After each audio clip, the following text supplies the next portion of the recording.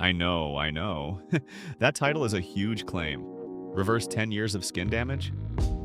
But stick with me, because the real story is so much more complicated than that.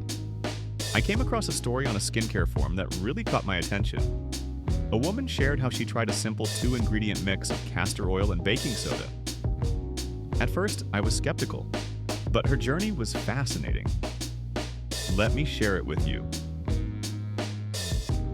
If you had told me a few months ago that I could tackle what felt like a decade of sunspots and dullness with just two things, I would have laughed in your face. Honestly, we see claims like this online all the time, and my inner skeptic was on high alert. But the truth is, I was also really frustrated. Every time I looked in the mirror, all I could see were the stubborn sunspots on my cheeks, the fine lines that were getting less fine by the day, and a general dullness that made me feel tired. I felt like I was wearing the skin of someone a decade older. So I decided to try this viral secret as my own personal experiment.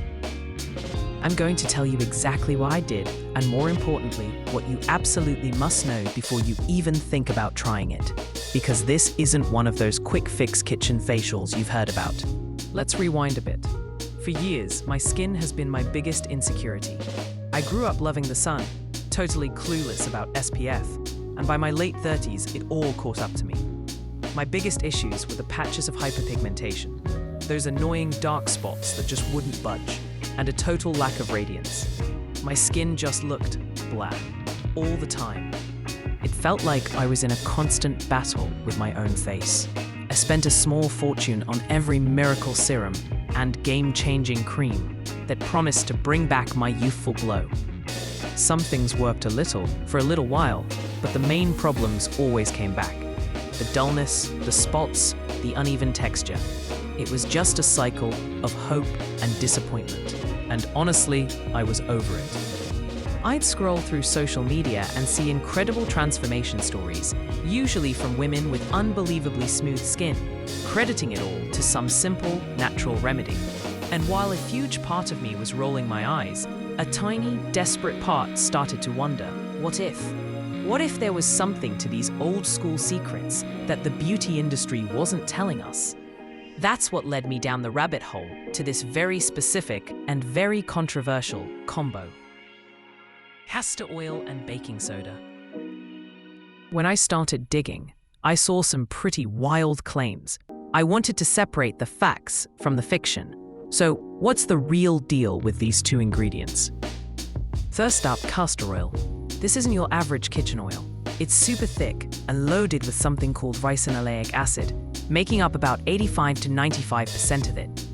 Some preliminary studies suggest this acid has anti-inflammatory and antimicrobial properties. This means it might help calm irritated skin and maybe even fight some types of bacteria. It's also an incredible moisturizer that helps prevent water loss from the skin. While you might hear people say it boosts collagen, there isn't solid scientific evidence for that.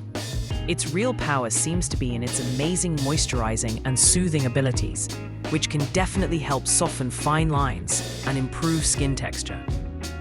Now for the second ingredient, and this is where it gets really dicey, baking soda. Online, people swear it's a miracle exfoliator that can lighten dark spots. But here's the critical part you have to understand. Our skin is naturally acidic, with a pH of around 4.5 to 5.5. This is called the acid mantle, and it's our skin's built-in shield against bacteria and damage. Baking soda is highly alkaline, with a pH of about 9. Putting something that alkaline on your skin can completely disrupt and strip away that protective barrier. This can lead to serious dryness, irritation, inflammation, and could even make problems like acne or hyperpigmentation worse, especially if you have sensitive skin or a deeper skin tone. For these reasons, most dermatologists strongly advise against putting baking soda on your face. So why on earth did I continue?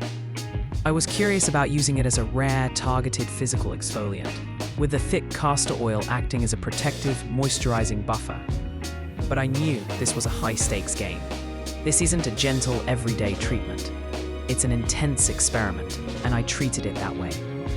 Before this concoction went anywhere near my face, I did a patch test. Seriously, if you tune out for everything else, please listen to this part. Always, always patch test.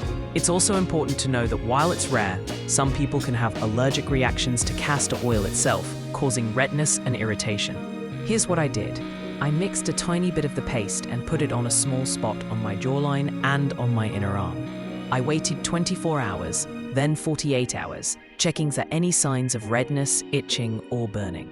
My skin, which isn't usually sensitive, had no reaction. If I'd seen even a hint of pink, I would have stopped right there.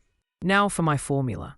Because baking soda is so harsh, the ratio is everything. I did not do a 1-to-1 mix, I went with a much more diluted, oil-heavy paste. My recipe was 2 parts castor oil to 1 part baking soda. For example, I'd use 1 teaspoon of baking soda with 2 full teaspoons of high-quality, cold-pressed, hexane-free castor oil. The idea was to create a paste where the abrasive baking soda bits were completely suspended in the thick, protective oil. In my mind, this would allow for a mild physical scrub without letting the baking soda's alkalinity wreck my skin barrier. I decided to use this paste as a weekly treatment mask, not a daily scrub. Here's my exact routine. First, I'd start with a totally clean, dry face. Then, I'd mix up a fresh, small batch of the paste, always 2 parts castor oil to 1 part baking soda. Using my fingertips, I would gently apply the paste only to my target areas, the sunspots on my cheeks and the fine lines on my forehead. I completely avoided the delicate skin around my eyes. I did not scrub. Let me repeat that. I did not scrub my skin raw. I just massaged the paste in very light, gentle circles for about 30 seconds. The grit is there, but the oil makes it feel more like a thick, grainy balm. Then, I let the paste sit on my skin for no more than 15 to 20 minutes. The very first time, I only left it on for 10 minutes, just to be extra safe. To take it off, I used a soft, warm, damp washcloth. The oil is thick, so it takes a minute to wipe away. But I was always gentle, no pulling or tugging. After every trace was gone, my skin would feel incredibly soft, but also a little vulnerable, which tells you the skin barrier was definitely affected. So the final, non-negotiable step was to immediately slather on a thick, soothing, barrier-repairing moisturizer. I did this weekly ritual for 6 weeks straight, and the results genuinely surprised me. After the first couple of treatments, the most immediate change was my skin's texture.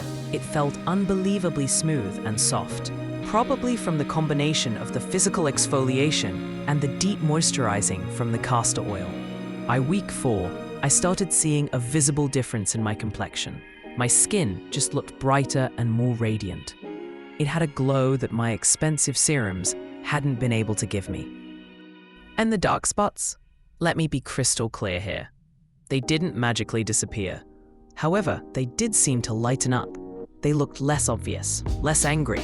When I compared my before and after photos in the exact same lighting, the improvement was undeniable to me. Now, for the reality check. This is my personal experience. It's one story, not a scientific study. My results could be from a ton of different factors, and this will absolutely not work for everyone. For many people, this could cause severe irritation, dryness, and make hyperpigmentation much, much worse. This remedy is not, and I mean not, a replacement for the single most important tool in fighting skin damage, sunscreen. Daily sunscreen is the only thing truly proven to prevent future damage. So, what's the final verdict? I want to be 100% straight with you. This is a high-risk, low-cost experiment. Dermatologists and skin experts do not recommend this, and for good reason. The potential to damage your skin's protective barrier is very real. For proven, safe, and effective ways to tackle sun damage, experts point to ingredients like topical retinoids, which speed up cell turnover, and vitamin C, which helps repair damage. Professional treatments like chemical peels and laser therapy are the gold standard options for stubborn pigmentation and wrinkles. My experiment was a fascinating one, and I was personally happy with the cosmetic results I saw. It felt like I had polished away some of the surface dullness that had been bugging me for years. But I went into it with extreme caution and full awareness of the risks. I can't in good conscience tell you to try this, but I can share my story with total honesty. If you are ever tempted by a viral DIY remedy, please do your own research beyond the hype. Understand the science, know the risks, and always patch test. So that's the full story of how I used 2 simple kitchen ingredients to tackle my biggest skin frustrations.